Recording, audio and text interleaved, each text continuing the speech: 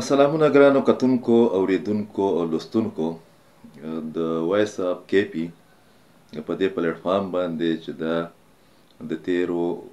شپږ وو کالونو چې د منګه کوشش کړی دی چې د خیبر پښتونخوا یو نماینده میډیا پلیټ فارم ته جوړ کړو. په هغه کې موږ تر څو پورې کامیاب شو هغه خو موږ ته ستاسو د اعتماد نه، ستاسو د سرپرستۍ نه، ستاسو د کنټریبیوشن نه او ستاسو د خوښې نه پته لګي. البته چونکې د خیبر پښتونخوا مسایل ډیر زیات دي او منګه نن سبا چې په دې دور کې د ډیجیټل میډیا په دور کې اوسېږو، نو د نن نه به یو ځل بیا زه کوشش کوم چې د ویډیو یا د ویلاګ په ذریعه باندې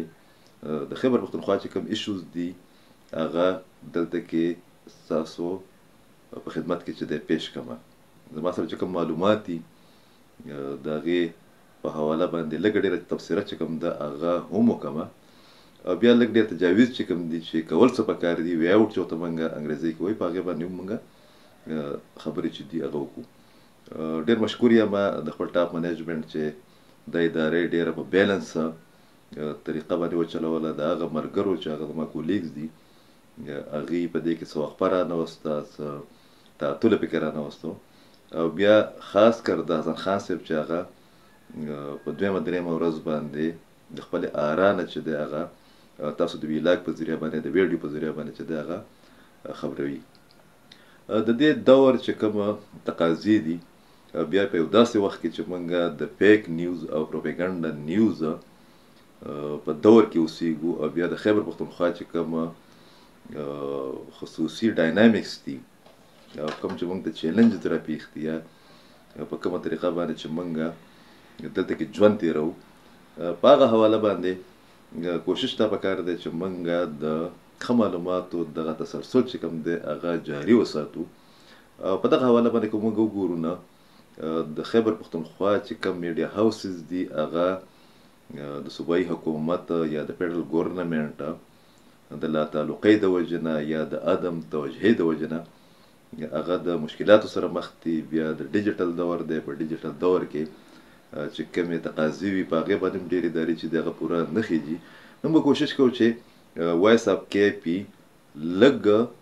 خو معیاري کار چې کوم دی، معیاري رپورټس، معیاري خبرونه او معیاري تجزیې چې دي هغه تاسو ته موږ پیش کړو. موږ نور ملګري چې دي هغه هم معتبر ملګري، قابل اعتبار ملګري چې دي هغه موږ انګیج کړو په دې کې. په دې والا سیشن کې چې دی د پاکستان او د افغانستان د تعلقاتو چې خلاف توقع یا د بعضې قوتونو یا طاقتونو یا د تبصرو یا د تجزیه کارانو د تجزیو برعکس کوم یو پیشرفت موږ د تېرو څو ورځو نه ګورو د اسحاق ډار صاحب د دورې کابل نه بعده. په هغې باندې لږه خبره چې دا هغه ضروري ګڼم او هغه دا ده چې ری انګیجمنټ په دې ریجن کې روان دی یا موږ چې نوي سببندي ورته وایو او په دغه سببندۍ کې د پاکستان کردار چې د انټرنیشنلي هغه خو ډېر زیات مهمه، خو د پاکستان موقف ته د افغانستان یا د ټیرریزم په حواله باندې د انټرنیشنل کمیونټي خاص کر د 2-3-4 ملکونو چې کوم سرپرستي حاصله ده یا د هغې چې کوم رهنمایي ده یا د هغو چې کوم ایفرټس دي پکې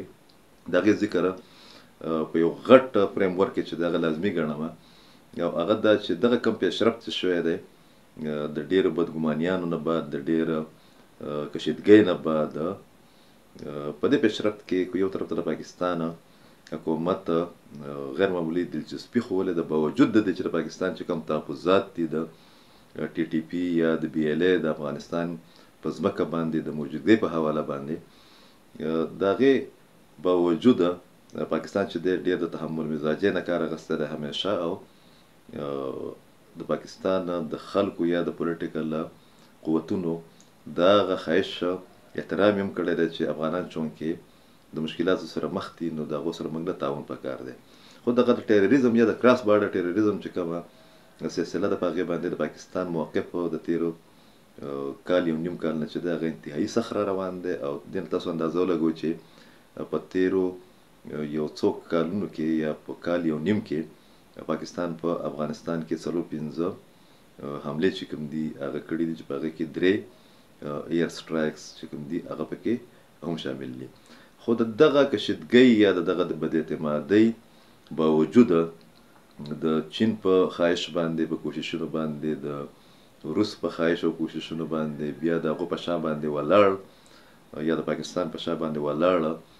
د سعودي عرب چې کوم ایفورټس دي بیا د سعودي عرب سره چې د قطر او د یو ای چې کوم ایفورټس دي هغه د دغه تعلقاتو په بحالۍ کې یو بنیادي کردار ادا کړی دی او موږ توقع ساتلی شو چې د کراس بارډر ټیرریزم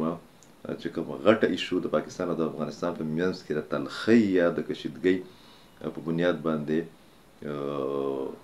موږ ته ښکاري چې هغه دغه بنیاد چې دی د هغې خپل اسباب دي پکې نو دغه تلخي یا کشیدګي چې کوم ده په هغې کې موږ توقع ساتلی شو اطلاعاتو په بنیاد باندې چې په هغې کې به په راتلونکو هفتو کې یو څو میاشتو کې چې دی ډېر کمی به پکې راشي پاکستان او افغانستان د دغه ملکونو په تعاون باندې یا د هغې په خواهش باندې د کاونټر ټیرریزم په حواله باندې یو داسې فارمولې باندې کار کوي چې کله هغه عملي شي نو د پاکستان او د افغانستان تعلقات چې کوم دي هغه به نه صرف دا چې بحال شي په هغې کې به بهتري راشي بلکې د سنټرل ایشیا دپاره چې کوم د پاکستان او افغانستان اهمیت دی د هغه اهمیت په تناظر کې به دلته کې د خوشحالۍ او د سیاسي استحکام او د معاشي استحکام چې د بنیاد هم کېښودی شي. ډېره مننه.